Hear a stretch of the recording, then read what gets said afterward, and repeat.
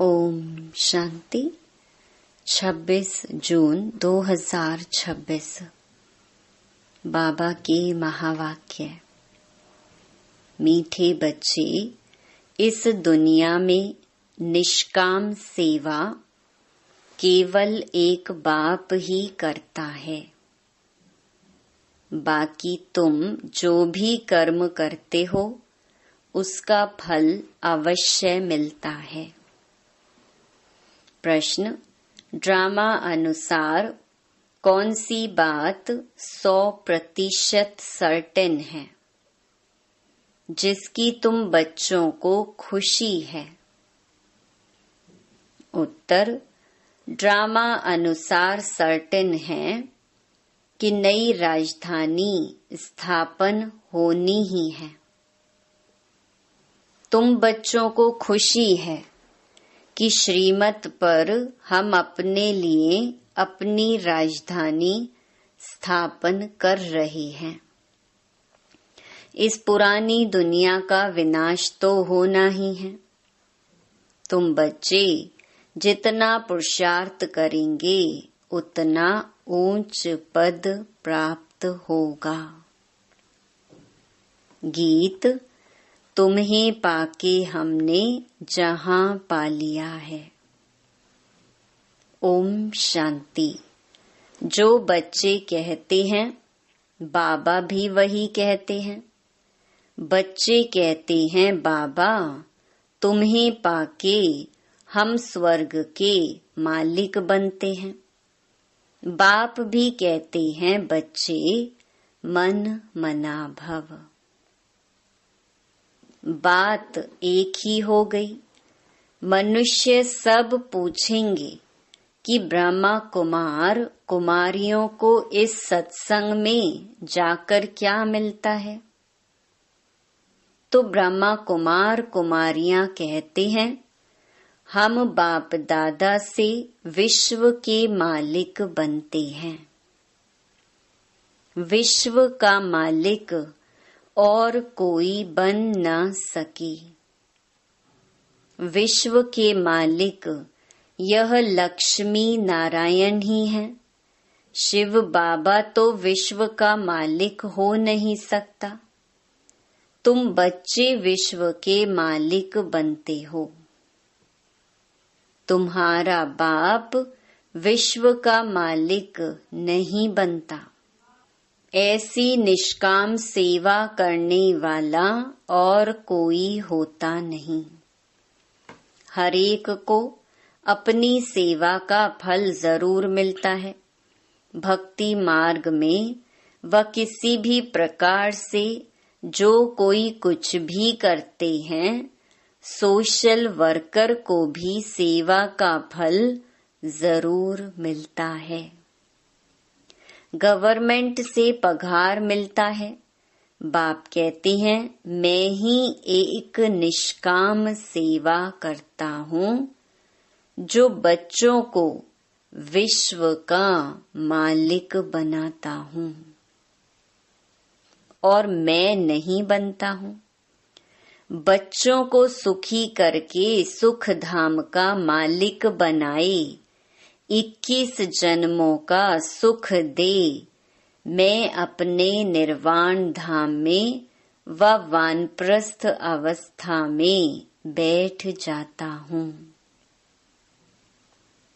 वानप्रस्थ तो मूल वतन को ही कहेंगे।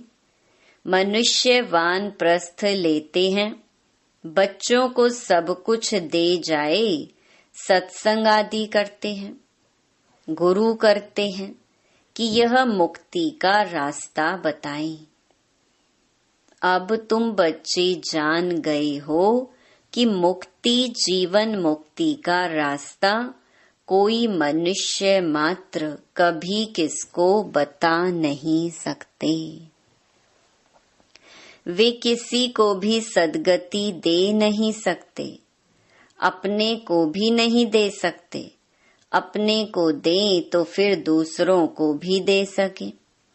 बाप आते ही हैं परम धाम से। वह वहाँ का रहने वाला है तुम बच्चे भी वहाँ के रहने वाले हो। तुमको पार्ट बजाना है इस कर्म क्षेत्र पर। बाबा को भी एक बार यहाँ आना है तुम बच्चों के लिए। जबकि स्वर्ग की स्थापना हो रही है तो जरूर नरक का विनाश होना ही है। अभी तुम जान गए हो, शिव बाबा ब्रह्मा द्वारा आदि सनातन देवी देवता धर्म की स्थापना कर रही है। तुम जानते हो हम मनुष्य से देवता बन रहे हैं।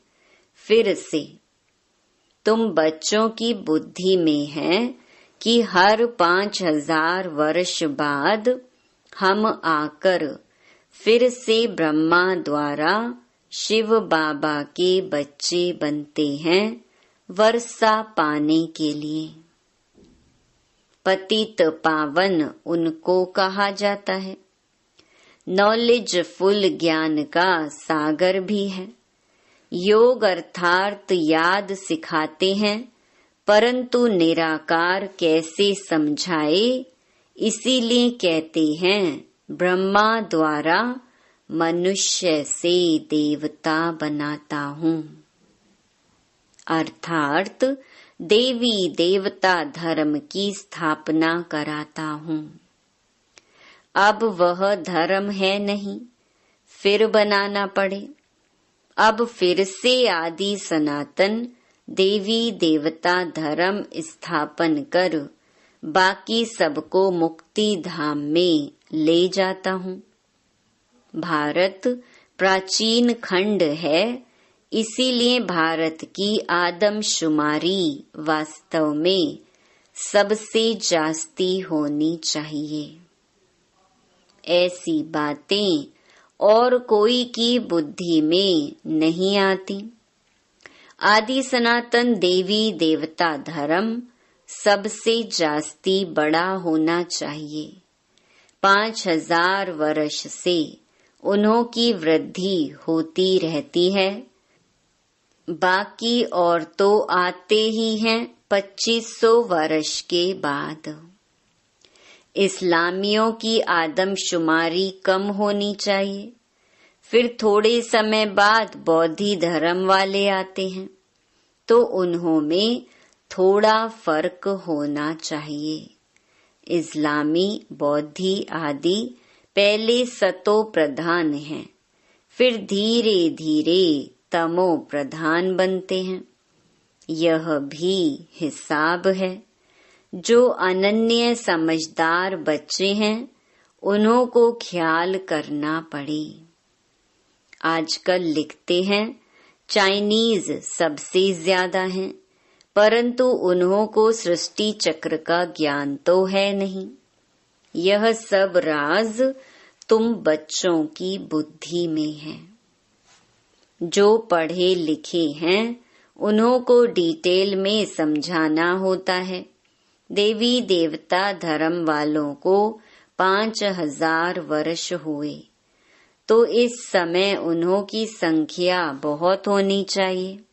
परंतु देवी देवता धर्म वाले फिर और धर्मों में कन्वर्ट हो गए हैं।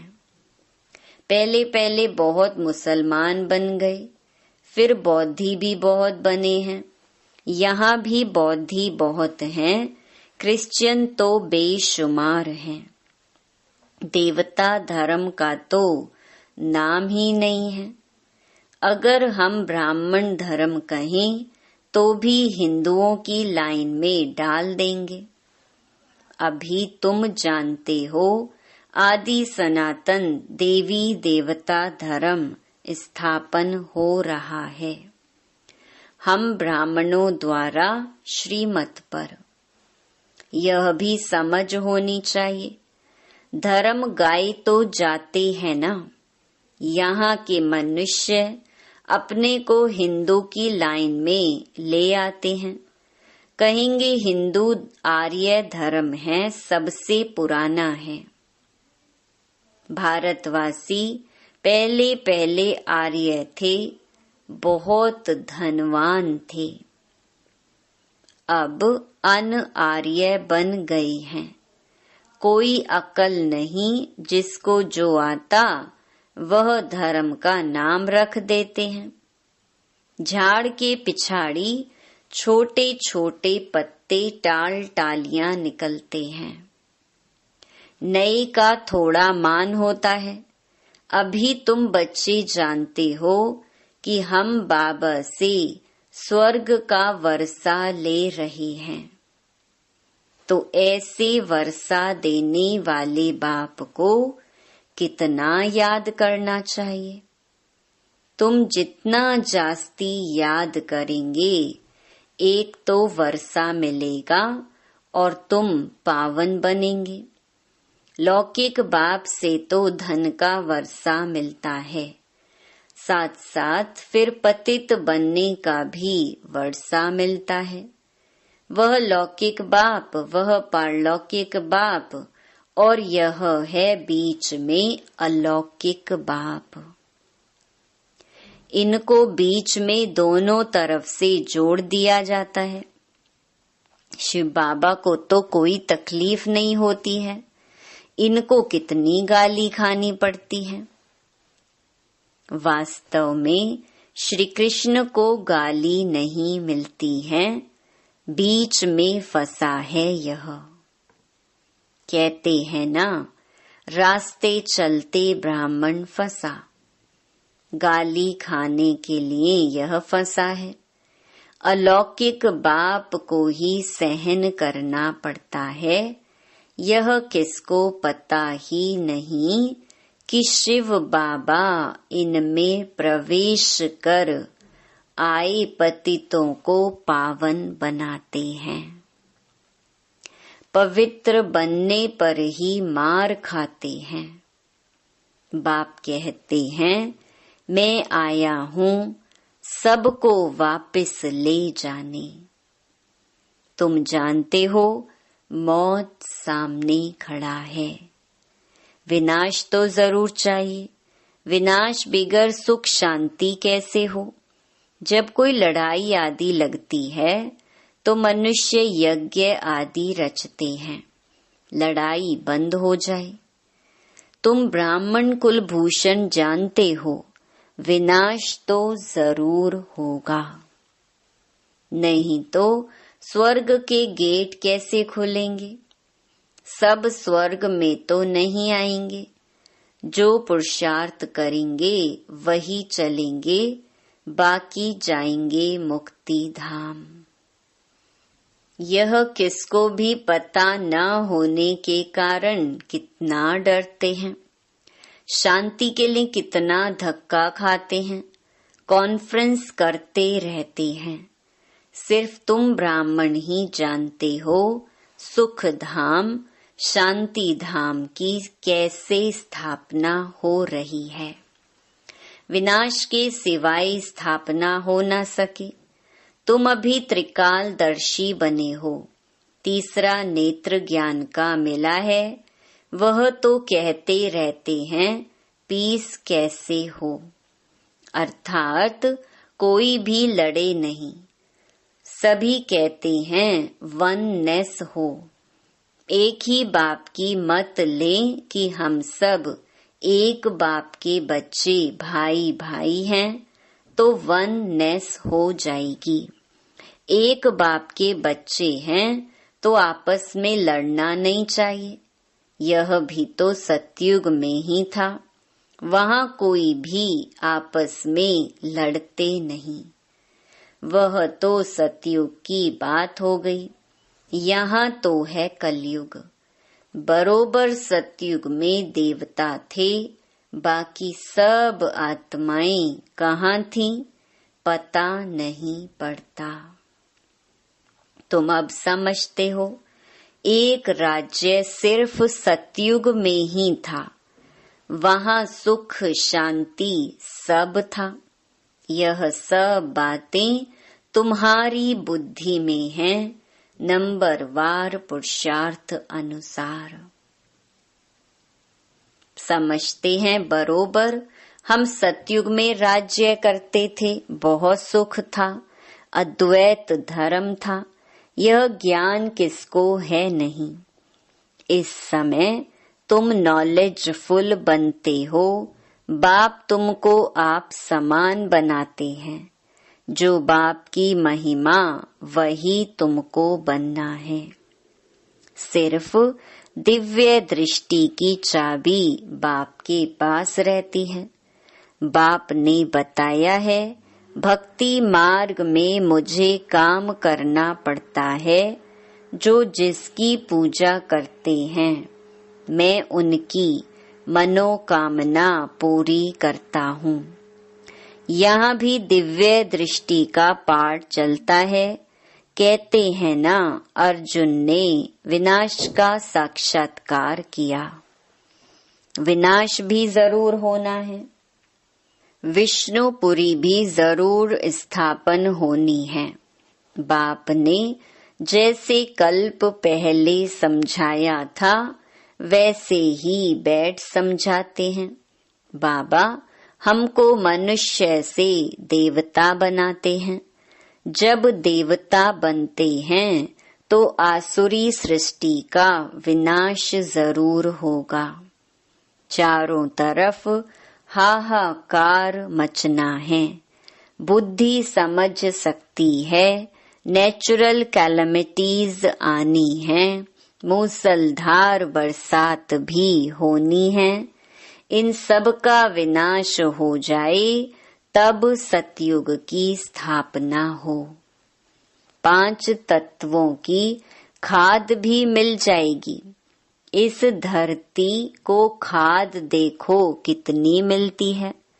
बाप कहते हैं, इस रुद्र ज्ञान यज्ञ में यह सब स्वाहा हो जाएगा। भक्ति मार्ग में देखो रुद्र यज्ञ कैसे रचते हैं। शिव बाबा का लिंग और छोटे छोटे सालीग्राम बहुत बनाकर पूजा करके फिर मिटा देते हैं। फिर रोज बनाते हैं, पूजा करके फिर तोड़ देते हैं। शिव बाबा के साथ जिन्होंने भी सर्विस की उन्हों का भी यह हाल करते हैं। रावण की देखो हर वर्ष एफिजी बनाए उनको जलाते हैं। दुश्मन की तो 1-2 बार एफिजी बनाए जलाते हैं। ऐसे नहीं कि वर्ष वर्ष जलाने का नियम रखते हैं। एक बार ही गुस्सा निकाल देंगे। रावण को तो हर वर्ष जलाते हैं। इनका अर्थ कोई समझते थोड़े ही हैं। फिर कहते हैं रावण ने सीता को चुराया। कुछ अर्थ नहीं समझते। फॉरेनर्स क्या समझेंगे? कुछ भी नहीं। दिन प्रतिदिन रावण को बड़ा बनाते जाते हैं, क्योंकि रावण बहुत दुख देने वाला है। अभी तुम इस पर जीत पाते हो, सतयुग में होगा ही नहीं। यह जो कर्म की भोगना बीमारी आदि होती है, यह है रावण के कारण। रावण की प्रविष्टता होने के कारण मनुष्य जो भी कर्म करते हैं वह विकर्म हो जाते हैं। सुख दुख का खेल बना हुआ है। इस हिस्ट्री ज्योग्राफी का किसको भी पता नहीं है। लक्ष्मी नारायण को यह राज्य कैसे मिला, किसको पता नहीं। तुम छोटे छोटे बच्चे समझाते हो यह लक्ष्मी नारायण सतयुग में राज्य करते थे। संगम पर यह राजयोग सीख यह पद पाया है। बिरला को भी छोटी छोटी बच्चियां जाकर समझाएं कि इन्होंने यह राज्य कैसे पाया। अभी तो कलयुग है, इनको सतयुग नहीं कहा जाता। राजाई तो अभी है नहीं। राजाओं का ताज ही उड़ा दिया है। धर्म शास्त्र सिर्फ 4 हैं, गीता धर्म शास्त्र है जिससे 3 धर्म अभिस्थापन होते हैं, ना कि सतयुग में। ऐसे नहीं कि लक्ष्मी नारायण ने व राम ने कोई धर्म स्थापन किया। यह धर्म अभिस्थापन कर रहे हैं फिर इस्लामी, बौद्धि और क्रिश्चियन। क्रिश्चियन का एक ही धर्म शास्त्र है, बाइबल, बस। फिर पीछे वृद्धि होती जाती है। आदि सनातन है ही देवी देवता धर्म। अब फिर से देवी देवता धर्म की स्थापना करते हैं। तुम ड्रामा के राज को अच्छी रीति समझ गए हो, खुशी भी रहती है, जबकि तुम बच्चों को 100% सर्टेन है कि हम फिर से अपना राज्य भाग्य स्थापन कर रहे हैं। इसमें लड़ाई आदि की कोई बात ही नहीं। राजधानी स्थापन हो रही है, यह सर्टेन है, एज सर्टेन एज डेथ। तुम जानते हो हम फिर से राज्य भाग्य लेते हैं, कल्प कल्प बाप से वर्षा लेते हैं। जितना पुरुषार्थ करेंगे उतना ऊंच पद पाएंगे। अच्छा, मीठे मीठे सिकी लधे बच्चों प्रति मात पिता बाप दादा का याद प्यार और गुड मॉर्निंग। रूहानी बाप की रूहानी बच्चों को नमस्ते। धारणा के लिए मुख्य सार। पहला, जो बाप की महिमा है उस महिमा को स्वयं में लाना है। बाप समान महिमा योग्य बनना है। पारलौकिक बाप से पवित्रता का वर्षा लेना है। पवित्र बनने से ही स्वर्ग का वर्षा मिलेगा। दूसरा, श्रीमत पर अपने ही तन मन धन से एक आदि सनातन देवी देवता धर्म की स्थापना करनी है। वरदान, पुराने संस्कार रूपी अस्थियों को संपूर्ण स्थिति के सागर में समाने वाले समान और संपूर्ण भव। बाप समान व संपूर्ण बनने के लिए सृष्टि की कयामत के पहले अपनी कमजोरियों और कमियों की कयामत करो। कोई भी उलझन का नाम निशान ना रहे, ऐसा अपने को उज्जवल बनाओ। जैसे जन्म परिवर्तन के बाद पुराने जन्म की बातें भूल जाती हैं, ऐसे पुरानी बातों को, पुराने संस्कारों को भस्म करो। अस्थियों को भी संपूर्ण स्थिति के सागर में समा दो, तब कहेंगे समान और संपूर्ण। स्लोगन, विस्तार को सार में समाने की जादूगरी सीख लो तो बाप समान बन जाएंगे। ये अव्यक्त इशारे सदा हर्षित रहने के लिए अपनी नेचर को सरल बनाओ, सहनशील बनो।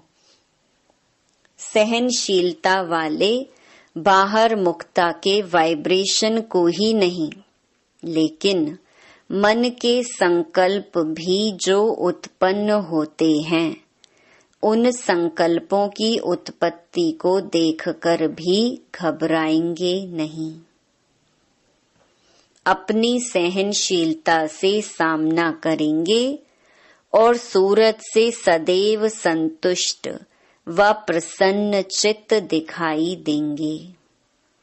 उनके नैन चैन कभी भी असंतुष्टता के नहीं दिखाई देंगे। वे संतुष्ट मणि होने के कारण सदा हर्षित रहते हैं। अच्छा, ओम शांति।